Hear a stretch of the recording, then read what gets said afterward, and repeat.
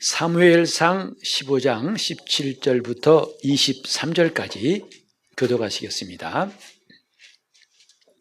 사무엘이 가로되 왕이 스스로 작게 여길 그때에 이스라엘 지파의 머리가 되지 아니하셨나이까. 여호와께서 왕에게 기름을 부어 이스라엘 왕을 삼으시고 또 왕을 길로 보내시며 이르시기를 가서 죄인 아말렉 사람을 진멸하되 다 없어지기까지 치라 하셨거늘 어찌하여 왕이 여호와의 목소리를 청종치 아니하고 탈취하기에만 급하여 여호와의 악하게 여기시는 것을 행하였나이까. 사울이 사무엘에게 이르되 나는 실로 여호와의 목소리를 청종하여 여호와께서 보내신 길로 가서 아말렉 왕 아각을 끌어왔고 아말렉 사람을 진멸하였으나 다만 백성이 그 마땅히 멸할 것 중에서 가장 좋은 것으로 길갈에서 당신 하나님 여호와께 제사하려고 양과 소를 취하였나이다. 사무엘이 가로되 여호와께서 번제와 다른 제사를 그 목소리 순종하는 것을 좋아하심같이 좋아하시겠나이까. 순종이 제사보다 낫고 듣는 것이 수양의 기름보다 나으니 이는 거역하는 것은 사술의 죄와 같고 완고한 것은 사신 우상에게 절하는 죄와 같음이라. 왕이 여호와의 말씀을 버렸으므로 여호와께서도 왕을 버려 왕이 되지 못하게 하셨나이다. 아멘. 1년 동안 성경을 열심히 보면서 이런 생각해 보신 적 있습니까? 참 성경이 어렵구나. 읽어도 이해가 되고 깨닫는 말씀보다도 거듭 읽어도 잘 이해가 안 되고 그냥 음식물도 씹지 않고 삼킨 것처럼 그렇게 소화가 되지 않은 것 같이 말씀이 어렵다. 그리고 도무지 감동이 오지 않는 것이 안타까운 적이 혹시 없지 않으셨습니까? 성경을 잘 보기 위해서 우리가 한 가지 생각할 수 있는 게 뭐냐면 성경 속으로 들어가서 보는 겁니다. 이건 물론 사람의 의지만 되지 않습니다. 어떻게 책 속으로 들어갑니까? 말로는 멋있는데 성경 속으로 들어가자. 사실 말로 쉽지만은 반드시 성령께서 역사하시고 인도하실 때 가능하죠. 에스겔 선지자의 글을 보면은 하나님이 에스겔을 번쩍 들어가지고 저 바벨론에서 예루살렘으로 옮기시는 장면이 나와요. 요즘 말로 순간이동이죠. 근데 그것이 좀 만화 같은 이야기다 라고 할지 몰라도 사실은 성령께서 역사하시면 우리를 이 성경 속으로 들어가게 하실 수 있어요. 그래 우리가 하나님 앞에 말씀을 읽기 전에 말씀을 듣기 전에 기도하는 거 아니겠습니까? 내가 성경 속으로 들어가게 하여 주옵소서. 그래서 내가 지금 사울 왕이라면 어떻게 했을까? 성경을 남의 이야기처럼 여기는 것만큼 안타깝고 불행한 일이 없습니다. 수십 년 동안 성경을 읽어도 오랫동안 말씀을 들어도 남의 이야기로 들으면 자기에게는 조금도 유익이 없기 때문이에요. 이렇게 헛된 일을 앞으로 우리가 얼마나 더 해야 할까? 왜 우리는 하나님 말씀을 듣는다면서 다 놓치는 걸까? 이건 단지 기억력 문제가 아닙니다. 이제 기억이 자꾸 희미해지고 자꾸 잊어버리는 것, 이것 때문에 핑계할 수는 없어요. 왜냐하면 성경에도 저 아브라함부터 시작해서 훌륭한 선진들 대부분 나이 들었을 때 하나님의 말씀을 듣고 인도함 받았습니다. 우리는 이런 육신의 조건이 문제가 아니라 정말 성령께서 나를 성경 속으로 들어가게 해주시는 일을 사모할 때 우리는 더 성경을 가깝게 볼 수 있습니다. 가끔 우리 성도들이 그래요. 목사님 왜 그 본문 자기도 많이 읽었는데 어떻게 그것을 그렇게 말씀하실 수 있냐고 신기해하는 분이 가끔 있어요. 아니, 같이 읽었는데 왜 나는 안 보이고 목사님 눈엔 그렇게 보이는지 모르겠다고. 그건 제가 똑똑해서 그런 게 아니고 그분이 나를 감동하시고 그 성경 속으로 더 깊이 들어가게 하셨기 때문이라고 생각합니다. 그건 저뿐만 아니라 우리 모두 마찬가지예요. 우린 이런 기도를 앞으로 했으면 좋겠어요. 내가 성경 속으로 들어가서 그 말씀을 듣고 그 말씀을 깨닫게 하옵시고 그 말씀을 받게 해달라고요. 오늘 본문은 참 한 인생으로는 불행한 사건을 말하고 있어요. 뭐죠?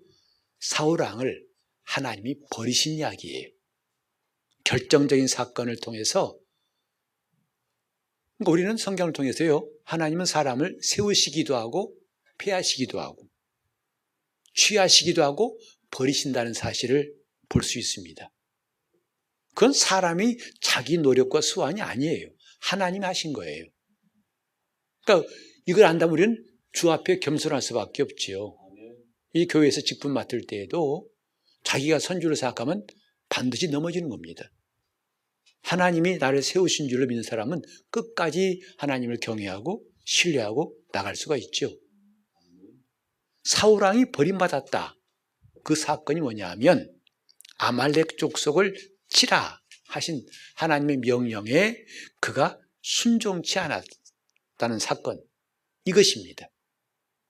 근데 재미있는 것은요, 함께 읽어봤지만 여기에 본문에도 사무엘은 당신이 하나님 말씀을 청종치 않았습니다 라고 꾸짖고 있고 사울은 부지런히 나는 순종했습니다 라고 말하고 있어요. 이 서로 판이한 두 입장을 우리는 볼 수 있어요. 사울은 순종했다고 말하고 바로 사무엘은 하나님 보시기에 당신은 그 말씀을 청종치 않고 탈취물을 얻기에만 급급했다고 아주 신랄하게 지적하고 있습니다. 왜 사울은 그러면 실패했고 왜 그는 순종하지 않았을까? 아니, 그는 순종했다고 말하지만 하나님은 왜 그것을 인정치 않았을까? 그리고 성경은 구체적으로 사울이 그 무엇을 순종치 않았다고 말씀하시는가? 이걸 좀 볼 수 있으면 참 좋겠어요. 성경은 이렇게 보는 거예요. 그러니까 요즘이야말로 가을을 보통 사색의 계절이라고 하죠. 여러분 가을철 느끼는 거, 가을은 사람 웬만하면 다 시인 된다고 합니다. 아, 가을이요? 시몬 들리느뇨?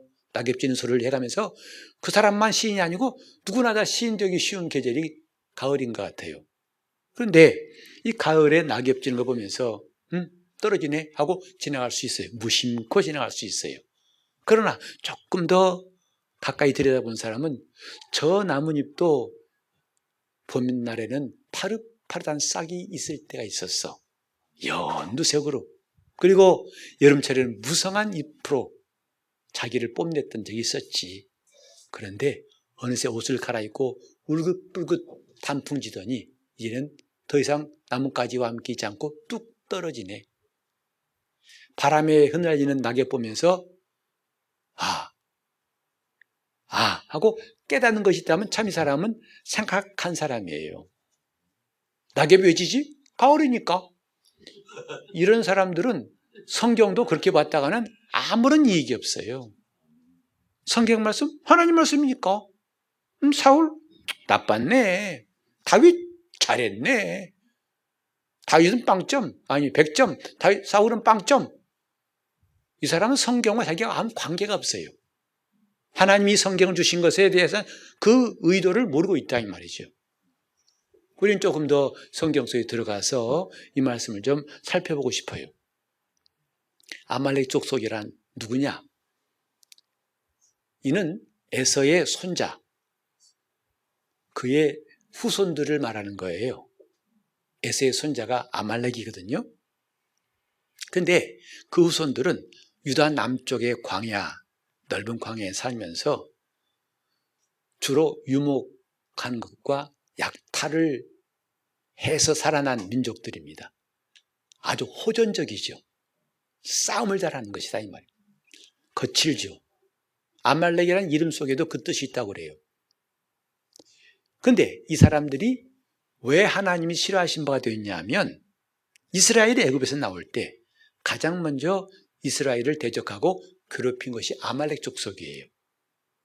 그것도 하나님이 싫어하신 이유가 있어요. 우리 한번 다 같이 출애굽기 17장 14절부터 16절을 한번 읽어보겠습니다. 여호와께서 모세에게 이르시되 이것을 책에 기록하여 기념하게 하고 여호수아의 귀에 외워 들리라.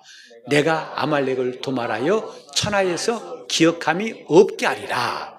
모세가 단을 쌓고 그 이름을 여호와 니시라 하고 가로되 여호와께서 맹세하시기를 여호와가 아말렉으로 더불어 대대로 싸우리라 하셨다 하였더라. 여러분 그 사건 기억나시나요? 모세가 직접 전쟁에 나가지 않고 여호수아에게 시키죠. 아말렉과 싸워라. 그리고 모세는 산에 올라가 가지고 모세가 손을 들면 이스라엘이 이기고 손이 피곤해 내리면 아말렉이 이겼어요. 그때 모세 양쪽에서 아론과 훌이 그 팔이 내려오지 않도록 붙잡았던 사건 기억하시죠? 팔이 내려오지 않았기 때문에 계속 이스라엘이 이겨가지고 마침내 아말렉을 다 무찌렀어요. 그 사건 다음에 하나님 하신 말씀이 이거예요. 오늘 읽으신 것. 이것을 책에 기록하라 했어요. 이 사건을 기록하라. 그리고 기념하게 하라. 그리고 여호수아의 귀에 외워서 들려주게 하라. 계속 들리게 하라. 무슨 말씀이죠? 한때에 지나가는 과정에서 한번 전쟁한 정도가 아니라 하나님이 마음에 두시겠다는 거 아니겠어요? 내가 아말렉을 도말하여, 도말은 싹 쓸어서 흔적도 없게 하겠다는 거거든요. 천하에서 기억함이 없게 할 것이다. 하나님이 그래서 16절에도 여호와께서 맹세하시기를 여호와가 아말렉으로 더불어 대대로 싸우리라. 이 전쟁 이번만이 아니라 앞으로 끝까지 싸우겠다는 거 아니에요. 누구 말씀이죠? 하나님 말씀이에요. 그리고 이것이 이제 출애굽 세대가 지나고 그 다음에 20세 이하였던 그들이 장성해서 요단강을 앞에 두고 모세가 두 번째 마지막 설교한 것, 그 신명기에 나오죠. 우리 한번 신명기 25장 17절로 19절을 한번 읽겠습니다. 너희가 애굽에서 나오는 길에 아말렉이 네게 행한 일을 기억하라. 곧 그들이 하나님을 두려워하지 아니하고 너를 길에서 만나 너의 피곤함을 타서 네 뒤에 떨어진 약한 자들을 쳤느니라. 그러므로 네 하나님 여호와께서 네게 주어 기업으로 얻게 하시는 땅에서 네 하나님 여호와께서 너로 사면에 있는 모든 대적을 벗어나게 하시고 네게 안식을 주실 때에 너는 아말렉의 이름을 천하에서 도말할지니라. 너는 잊지 말지니라. 다음 세대에 출애굽 다음 만나 세대에 하나님은 다시 모세에게 이 말씀을 기억하게 하시고 다시 한번 확인하십니다. 천하에서 그 이름을 도말할지니라. 싹 쓸어버리겠다는 거죠. 없애버리겠다는 거죠. 도대체 왜 하나님이 이렇게 아말렉에 대해서 진노하시고 그를 원수로 취급하시는가? 이 본문에도 신명기에 나와 있지 않습니까? 이는 바로 하나님을 두려워하지 아니하고 그랬어요. 어떤 내용일까요? 하나님의 일을 방해한 거죠. 무슨 일이었죠? 하나님은 지금 이스라엘을 애굽에서 끌어내가지고 가나안 땅으로 인도하시려고 한다 이 말이죠. 이것은 400년 전에 아브라함에게 하신 약속이었어요. 하나님의 계획이고 뜻이었다 이 말이죠.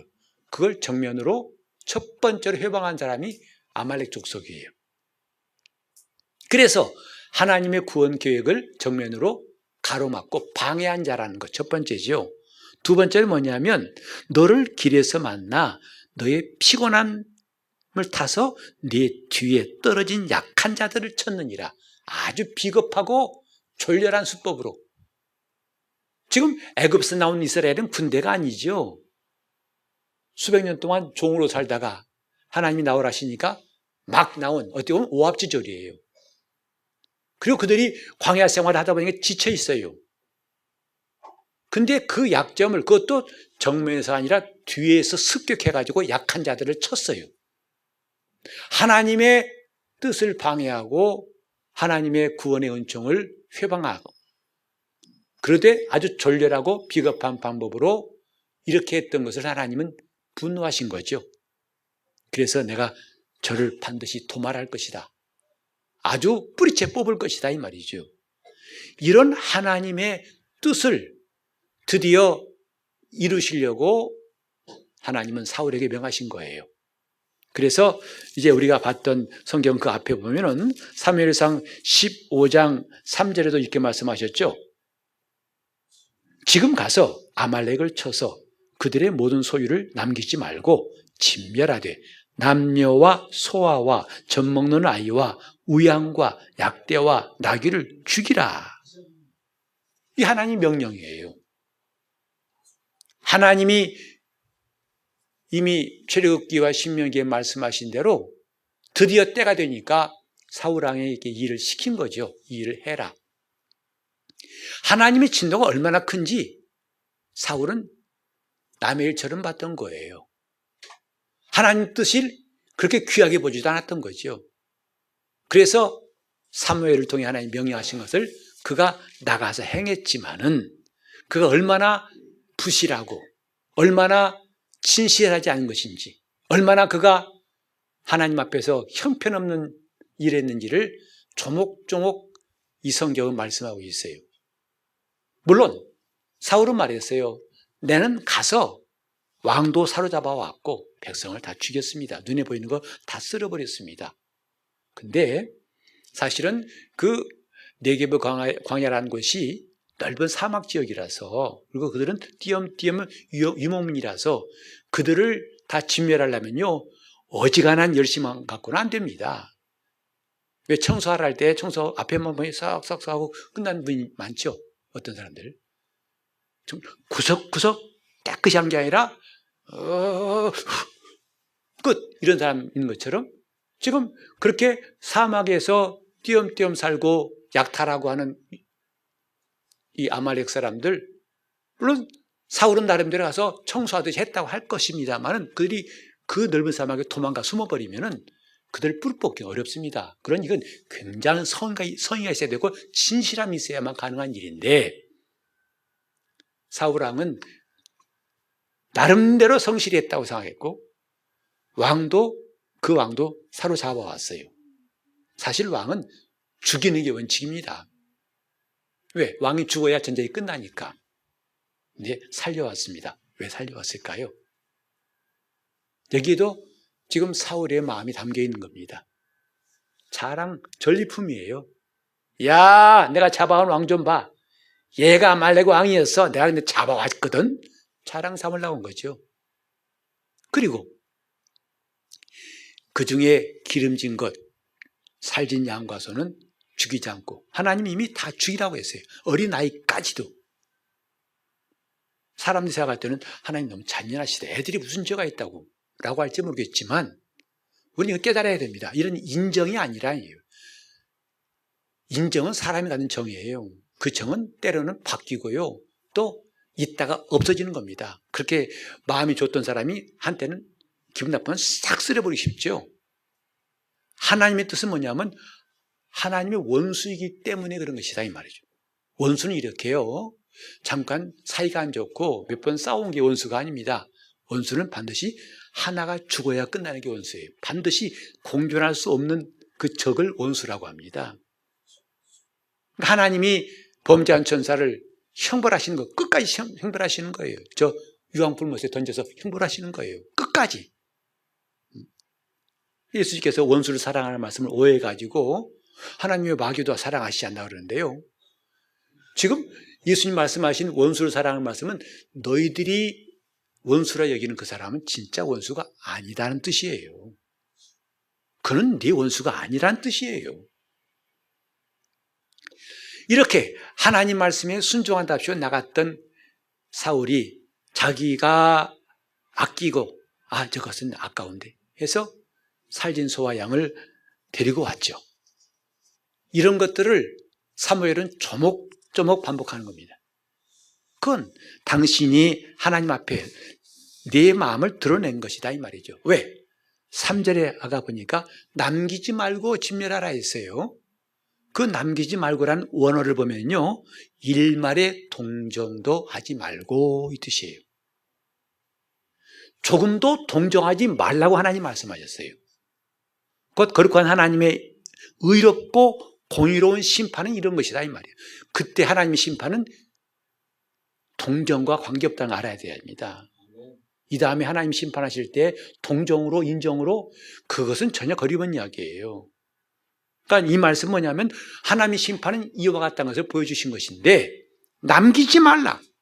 일말의 동정도 하지 말라. 아마 민주주의 여론으로 한다면 여론은 너무 아까워 다 죽이지 말고 이렇게까지 감론을박하겠습니다만 그분의 심판 때에는 그런 민주주의 여론이라는 게 전혀 쓸모가 없습니다. 일말의 동정도 하지 말라는 게 하나님 명령이었고, 그 다음에 이제 그 기름진 것을 살려갔다고 말했는데 기름진 것이란 말의 원뜻은 뭐냐면요, 두 번째 난 것이란 뜻이에요. 그냥 지방이 많다는 게 아니라 두 번째 난 것. 다시 말해서 그 당시에 다른 것보다 좋은 것이라는 뜻을 말할 때 기름진 것 그러는 거예요. 당시 고대인들은요, 첫 번째 동물의 태에 있어서 첫 번째 난 것보다도 두 번째 태에 난 것을 더 좋다고 생각했어요. 그래서 두 번째 난 것이라는 것은 더 좋은 것이라는 뜻이에요. 즉 사울 왕이요, 당신은 네가 보기에 좋은 것은 택했고 살려뒀고 하찮은 것은 죽였다. 그건 순종한 게 아니다. 이렇게 말한 거죠. 그러니까 사울이 이렇게 날카롭게 시작하니까 피할 곳을 찾지 않습니까? 그래 13절에 보면은 내가 이랬겠습니다 하다가 점점 자기가 불리해지니까 뭐냐면 15절에 무리가 백성이 이렇게 한 것입니다 하고 마치 아담이 핑계하고 변명하고 책임을 전가하듯이 이렇게 했던 모습을 사무엘은 꼭 집어 드러낸 거지요. 이렇게 해놓고 순종한 거냐 이 말이죠. 사실요, 사울 당시에 왕의 권위는 굉장했습니다. 무리가 이렇게 했다고 나는 안 그랬는데 백성이 그랬습니다라고 말할 수 없는 것은 그 앞에 보면요, 사울이 블레셋과 전쟁할 때에 너무나 전쟁이 치열해가지고 사울이 선포했어요. 오늘 입에다가 음식물 대는 사람은 저주받는다. 선포했어요. 그러니 이스라엘 군대가 너무 힘들어도 왕의 명령 때문에 입에 뭘 먹을 수 없었어요. 그때 사울의 아들 요나단이 길 가다가 꿀 있는 거 보고서 지팡이 끝에 찍어서 맛보니까 얼마나 좋은지 막 눈이 밝아져요. 옆에 있는 신하가 아이고 큰일 났네. 왕이 말씀하시기를 오늘 누구도 예외 없이 입에 먹지 말라 하셨습니다. 그러니까 요나단이 참 탄식하는 거죠. 아니 이 꿀만 조금 먹어도 이렇게 힘이 나는데 왜 모든 백성이 이렇게 정말 힘든 명령을 했는가? 그만큼 백성들은 굶어 죽을지라도 왕의 말을 어길 수가 없던 시절이었어요. 그런데 사울은 핑계를 대는 거죠. 백성들이 저 살진 것들을 끌어다가 그것도 목적이 뭐냐? 제사하려고 했습니다. 그때 또 바로 사무엘이 말합니다. 여기 보면 15절에 보니까 6절에 보니까 가만히 계시옵소서라고 사무엘이 말하죠. 이 말 뜻은 뭐냐면 중지하라 이 뜻이에요. 그 입 다물라 이거예요. 무슨 뜻입니까? 핑계와 변명, 책임 전가 등을 이제 그만둬라 라고 사무엘이 단호히 말한 거예요. 구차한 변명, 더 이상 듣지 않겠소 라는 선지자의 단호한 명령이에요. 중지하소서. 하나님은 죄인 아말렉을 멸하라 보내셨습니다. 죄인이라는 말을 꼭 쓴 이유는 뭐냐면 하나님께서 마땅히 진멸해야 할 대상임을 말하기 위해서 사무엘은 죄인 아말렉 그런 거예요. 그 죄가 뭐죠? 하나님의 나라와 그 백성을 멸절시키려고 했던 것이 아말렉의 죄였죠. 하나님은 그걸 반드시 형벌하시겠다는 것이었는데 사울왕은 그에 관심이 없어요. 그리고 19절에 보니까요, 어찌하여 탈취하기에만 급급하여라고 나와 있어요. 이 탈취하여 급급하여란 원문 뜻을 보면요, 탈취물에게 날아갔다 그랬어요. 여러분, 슬금슬금 간 것도 아니고 걸어간 것도 아니고 날아갔다. 어디로? 탈취물을 얻으려고. 이 말은 뭐냐면 이제 아말렉의 좋은 곳을 보고 그 마음에 사울이 탐심이 생긴 걸 말하고 있어요. 그래서 그것을 간절하고도 그 다음에 열정적으로 원했다는 것을 이렇게 표현하고 있어요. 탈취물을 향해서 날아갔습니다. 왕이 하라고 한 명령은 하지 않고 당신의 마음에 생긴 탐심을 채우기 위해서 슬금슬금 간 것도 아니고 걸어간 것도 아니고 날아갔나이다. 자신의 탐욕을 채우기 위해서 한 행동임을 사무엘은 적나라하게 지적한 거죠. 당신은 순종했다고 하지만은 당신은 그 속에 있는 욕심을 채우기 위한 것이었다. 그래놓고 그 유명한 말씀 22절에 나옵니다. 순종이 제사보다 낫고 했어요. 지금 제사와 순종을 당신이 그렇게 귀하게 생각하고 합리적이라고 말한 제사와 순종이 다르다는 것을 말하고 있어요. 여기 제사를 갖다가 수양의 기름이란 말로 다시 한번 반복했고 순종을 다시 한번 강조했죠. 말씀을 듣는 것, 하나님 말씀을 듣는 것이 순종이다 하고 이 22절 자체에서 다시 풀어서 말하고 있어요. 순종이 제사보다 낫고 듣는 것, 곧 하나님 말씀을 듣는 것이 수양의 기름, 이게 곧 제사거든요.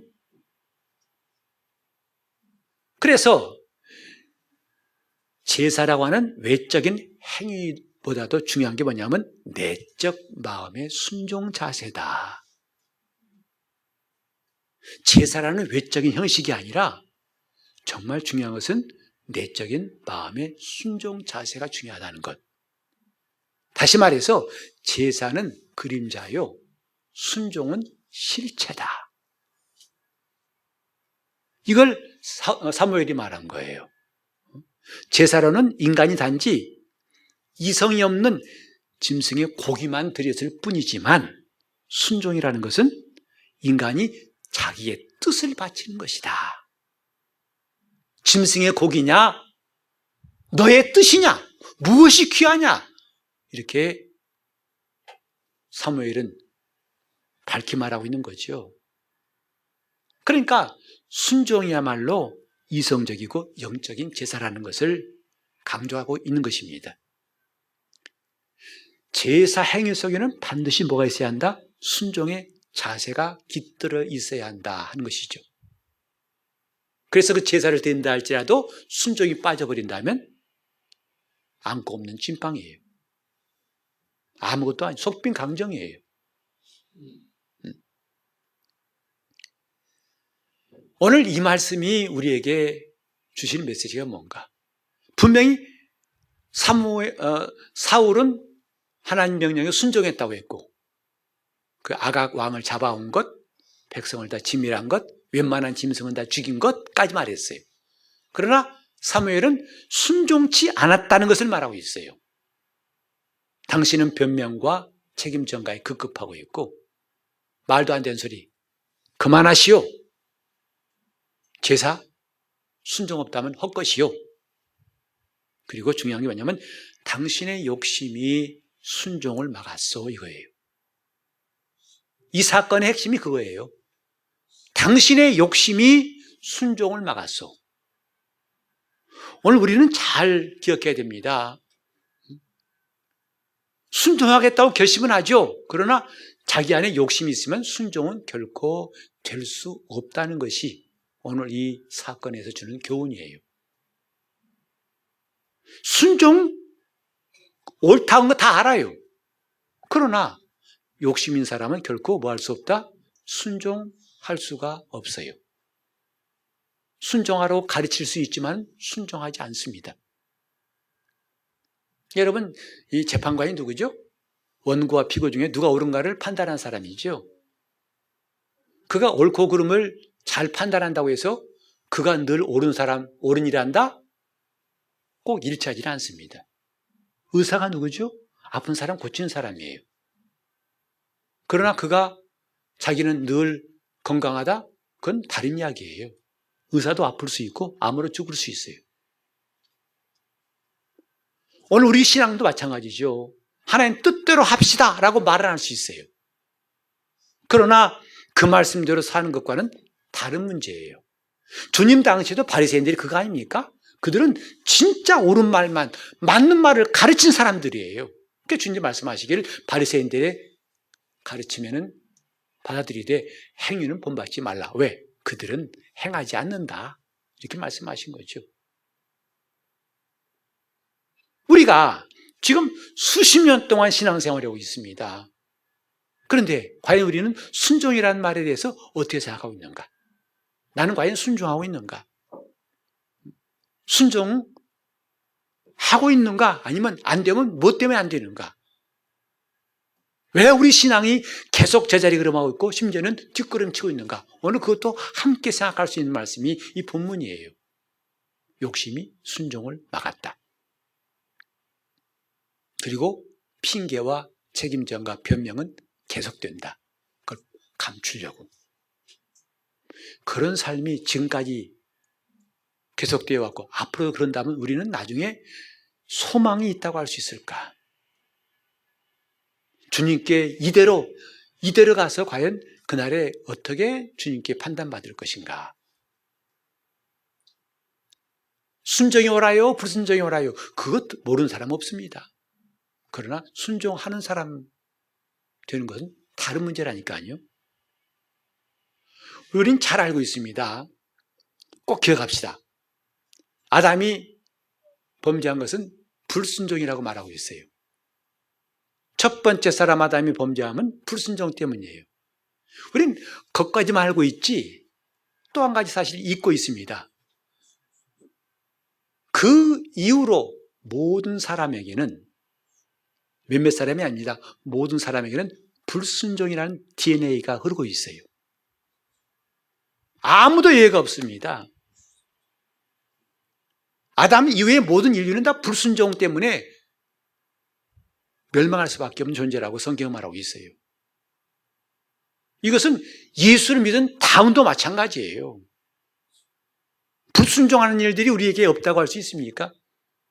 과연 이 예배할 때 외적인 예배 형식보다도 그 내적으로 하나님께 순종하려는 마음 자세가 되어 있지 않다면 우리는 사울을 뭐라고 할 자격이 없는 사람들이에요.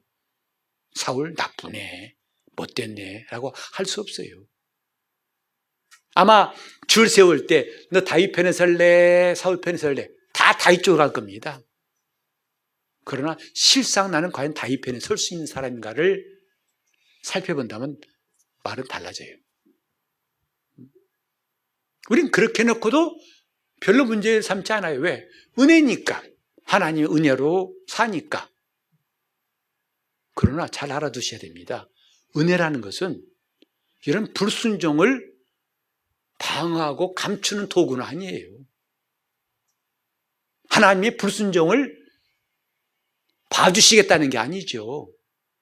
근데 은혜란 말로 다 끝내버리려고 그래요. 자기 자신이 전혀 신앙 문제가 없어요. 은혜니까. 은혜는 그때 쓰는 게 아닙니다. 은혜라는 것은 제대로 용도를 알고 있어야 된다 이 말이죠. 그러니까 지금 내가 순종하지 못하고 있는 문제에 대해서 얼마나 우리는 고민하고 있는가. 가을에 낙엽 떨어진 것만 보고 깊이 생각할 게 아니라 이런 성경을 좀 가까이 들여다보면 좋겠어요. 이 성경 보고 난 뭘 느끼는가, 뭘 깨닫는가, 뭐가 찔리는가, 뭘 결심하는가, 이게 없다면 우리는 그냥 가을이네, 낙엽 떨어지네, 이렇게 하는 사람과 똑같아요. 왜 우리는 순종하지 않을까? 우리는 늘 수십 년 경험했잖아요. 연초가 되면 다짐하죠.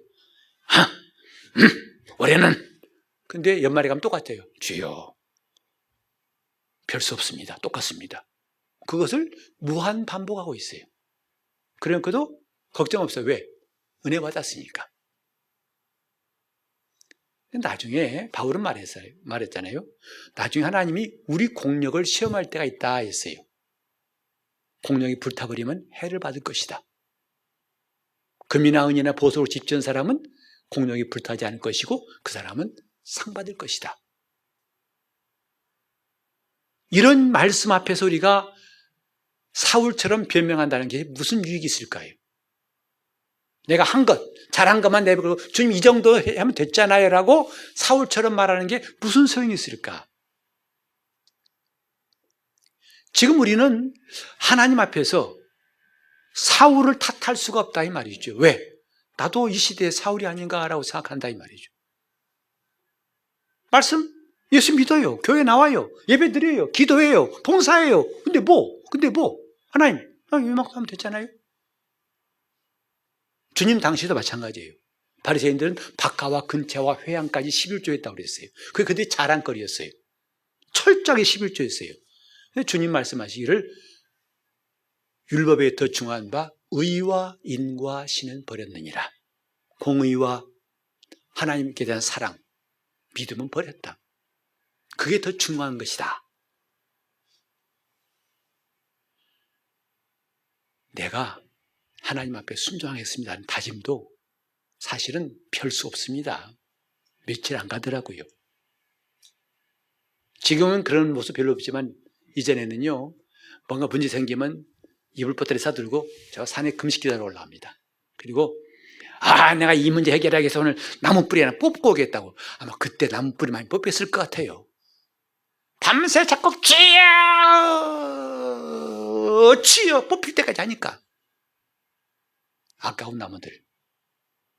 근데 그거 하고 나와서 달라진 것 별로 많지 않은 것 같아요. 금식하면 될 것 같아 해서 금식합니다.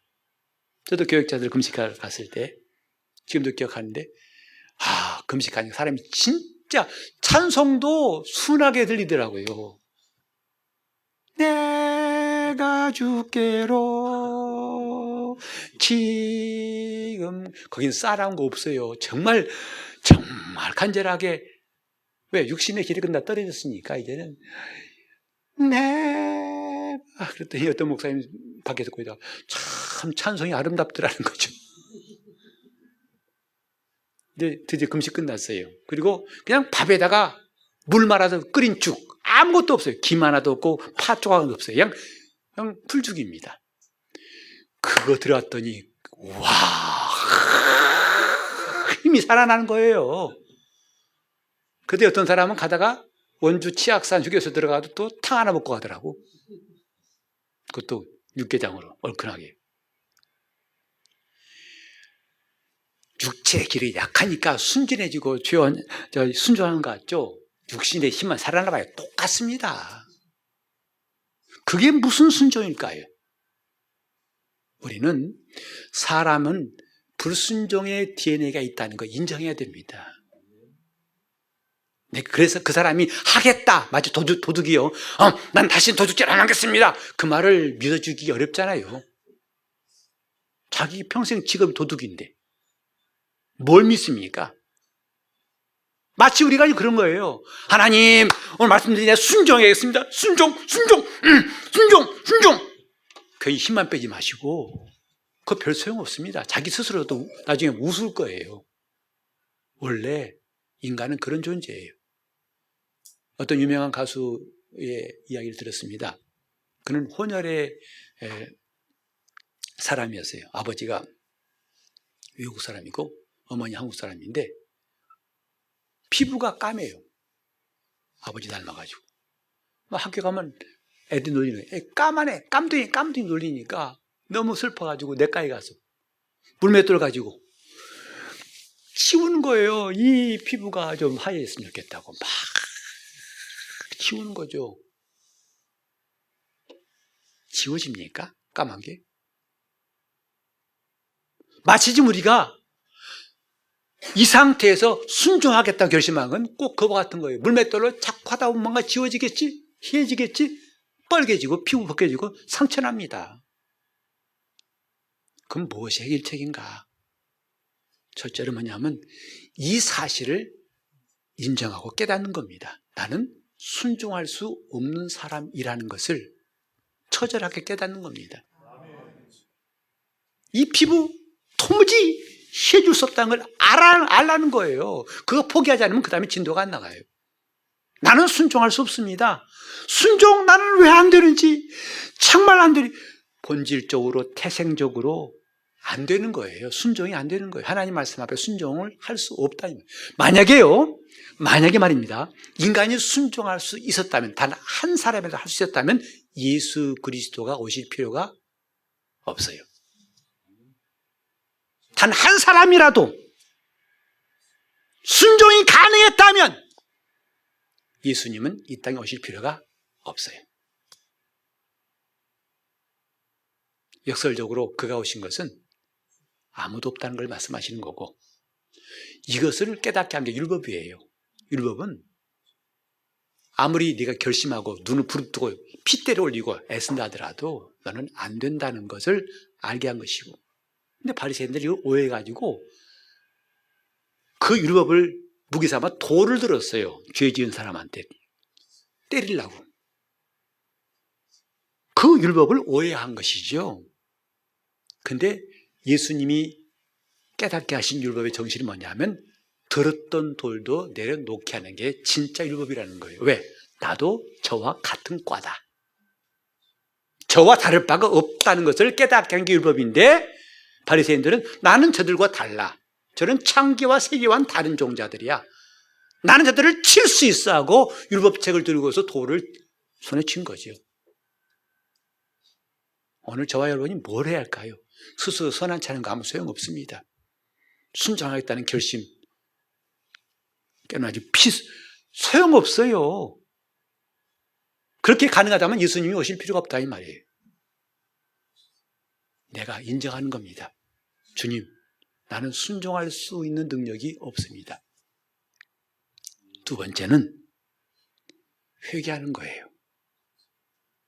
회개를 하지 않고 전전긍긍 피하는 사울 같지 않고, 이런 사울의 방법이 아니라 회개하는 겁니다. 주님, 나를 불쌍히 여겨주시옵소서. 주님, 나를 불쌍히 여겨주옵소서. 그리고 세 번째는 은혜 받는 겁니다. 은혜는 이렇게 받으라 주신 거예요. 자기 죄진 걸 덮으라고 은혜 주신 것이 아니고, 이래도 괜찮다고 하게 하려고 주신 것이 아니라, 주님, 은혜 밖에는 다른 길이 없습니다. 은혜 받게 도와 주시옵소서. 내게 은혜를 주시옵소서. 우리는 항상 주 앞에 나올 때마다 주님, 나를 불쌍히 여기시옵소서, 은혜를 주시옵소서. 축도할 때 주 예수 그리스도의 은혜가 맨 먼저 나오는 이유가 바로 이겁니다. 그 은혜 없이는 아무것도 가능하지 않아요. 근데 우리는 그 은혜를 노래 부르는 가사로만 쓴다면 참 안타까운 일 아니겠어요? 은혜가 필요한데 은혜를 그냥 말로만 하고 있어요. 은혜가 있으면 가능하다는 것을 성경에 말씀했는데, 노아 당시에 그렇게 사람들이 폐기했을지라도 왜 하나님이 노아에게 관심을 베푸셨을까요? 거기에 나와 있어요. 노아는 당시에 은혜를 입은 자더라. 그러니까 그는 하나님 말씀에 순종할 수가 있었어요. 마리아에게 가브리엘 천사가 한 말이 은혜를 받는 자에게 평안할지어다 했어요. 주께서 너와 함께 하시도다. 그가 수많은 여인 가운데 주의 모친이 될 수 있었던 것, 내가 잉태의 아들을 낳을 것이라는 하나님 명령을 순종할 수 있는 그 전 단계가 뭐냐면 은혜를 입은 자이기 때문이에요. 우리 모두 하나님의 은혜 입고 순종할 수 있기를 예수 이름으로 축원합니다. 나는 좀 아니야, 가능성이 있어, 그런 꿈을 버리십시다. 그건 또 속는 거예요. 나는 불순종의 DNA를 완전히 끊을 수 있는 방법은 예수 그리스도께 속하여 그의 DNA로 살 때만 가능하다는 걸 깨달으면서 주님 이 시간 내가 더 이상 딴 길로 가지 않게 하시고 사울처럼 자기를 속이고 자기 변명하는 걸 그만두고 주님 앞에 엎드려서 나를 불쌍히 여기시옵소서. 나 이제부터 은혜 받고 순종하겠습니다. 간절히 동성으로 기도하시겠습니다. 하나님 아버지, 이 성경 말씀이 남의 이야기처럼만 들리지 않게 도와주시고 우리가 이 성경 말씀에 가까이 가고 성경 속에 들어갈 수 있도록 도와주시옵소서. 나는 과연 사울을 정죄할 수 있는 사람인가? 나는 저와 다르다고 말할 수 있는가를 깊이 생각하게 도와주시옵시고 정말 불순종의 DNA를 받았던 첫 아담에 속한 자가 아니라 순종하여 우리 하나님을 기쁘시게 한 예수 그리스도에 속한 자로 살게 도와주시옵시고 내가 할 수 없다는 것을 깨닫고 나를 불쌍히 여기시기를 간구하며 항상 은혜를 구하고 은혜로 말미암아 순종하는 삶이 이제부터 시작되게 하여 주시옵소서. 우리 온 성도들 정말 저들의 남은 생애가 오직 주의 은혜로만 승리할 수 있도록 붙잡아 주시고 정말 주를 붙잡고 의지할 때마다 도와주시고 이기게 도와주시옵소서. 예수 이름 받들어 기도합니다. 아멘.